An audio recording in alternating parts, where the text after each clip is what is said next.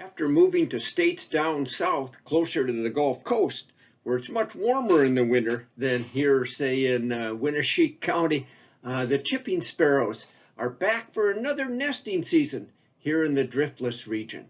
The little chipping sparrows are a bird that doesn't mind living in our backyard, especially if we've got some nice little dense pine trees. That is one of their favorite trees to nest in. They can hide that nest back there really well. Their nest, by the way, is gonna often be constructed, especially the center part of it, with some real fine, like horse-hairs. And in the old days, they'd call them the hairbird for that reason. So the chipping sparrows are like to come to our bird feeders if you've got black oil sunflower out, or even the white millet seeds. So watch for this little bird with the bright rusty cap and the black line through its eye in your backyard this summer season. The American pasque flower is really an amazing sight to see on the prairies right now as they pop out of the ground. Everything else on the prairie is dead and brown at this time of the year and won't be greening up for some time yet. But these brave little pasque flowers poke their heads up and start to bloom, usually right around Easter time. And of course, that gives rise to their name, pasque flower.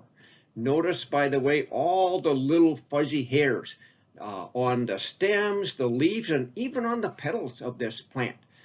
Those hairs act as insulation and help repel the cold on nights when it can still drop well below freezing at this time of the year right here.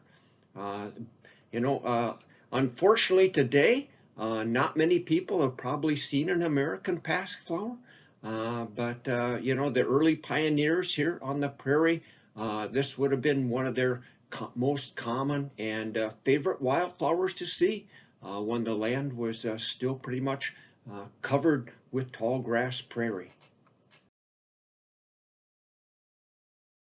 Spring beauty is starting to bloom already out on the forest floor now in early April.